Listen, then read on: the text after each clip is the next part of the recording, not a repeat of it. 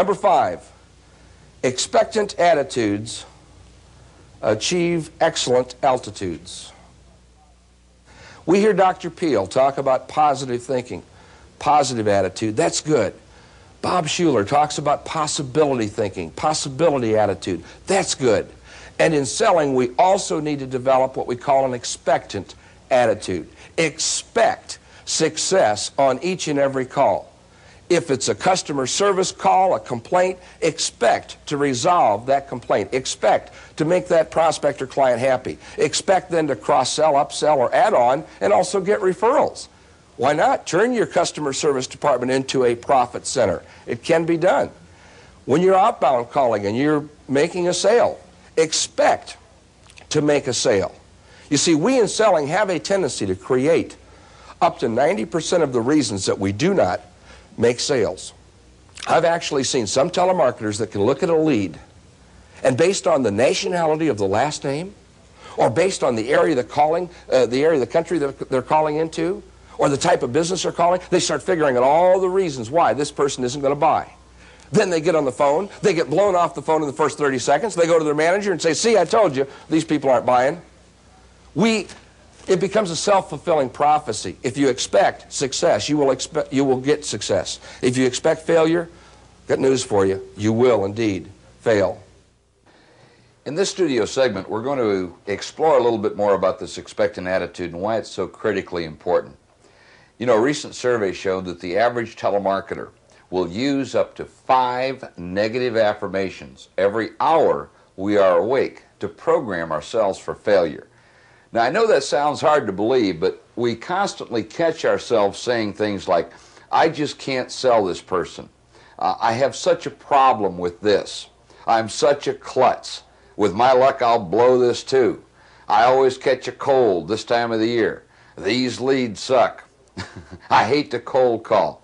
It goes on and on and on. And as we said in the live seminar, life indeed is a self-fulfilling prophecy. Probably the greatest gift that I can give you is my little card of positive affirmations. If you don't already have one, have your manager contact our office and we'll send you all that you need free of charge. Now let's take a look at the positive affirmations that we can use to replace the negative affirmations.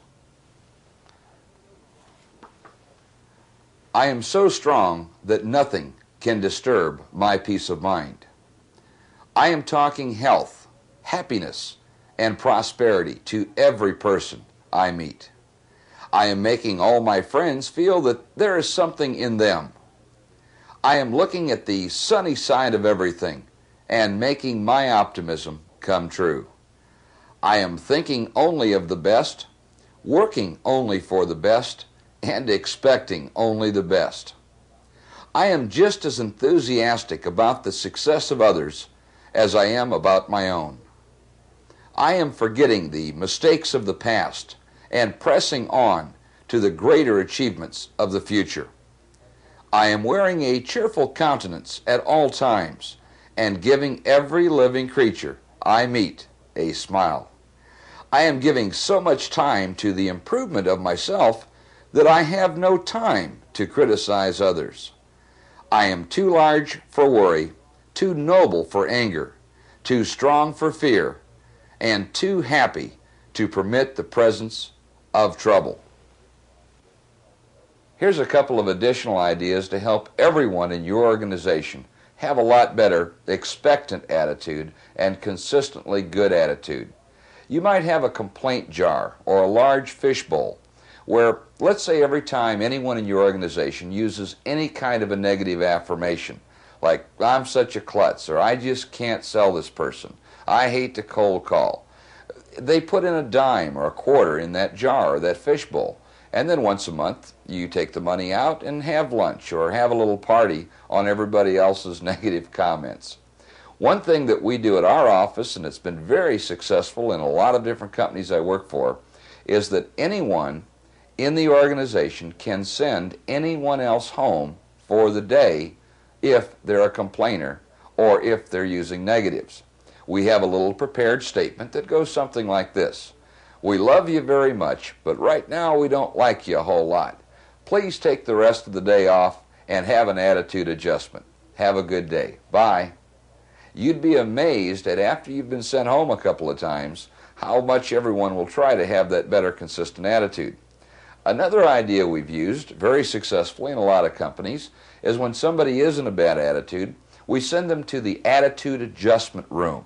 Now this might be a little break area or a separate little training room where you're constantly showing motivational videotapes or playing motivational audio tapes. Now I have some managers say, why should I pay to have somebody go listen to tapes for a half an hour or 20 minutes or an hour to have an attitude adjustment? My question to you is, if you're going to pay them, would you rather have them in a room having an attitude adjustment or being on the floor possibly bringing somebody else down? Think about it. You know, the subconscious mind is a phenomenal computer that does not have the ability to doubt or reason. It will totally believe anything we program into it, even if it's said in jest. As an example, let's say we get up in the morning, we look outside and it's raining or overcast. If we allow ourselves to feed our mind with a negative affirmation like, "Oh, what a crummy day," the subconscious mind does not have the ability to realize that we were only referring to the weather outside. All it heard was the programming of the day that it's going to be a crummy day. It's amazing, but that attitude is so very important. Realize what you're going to be feeding into your mind on a consistent basis.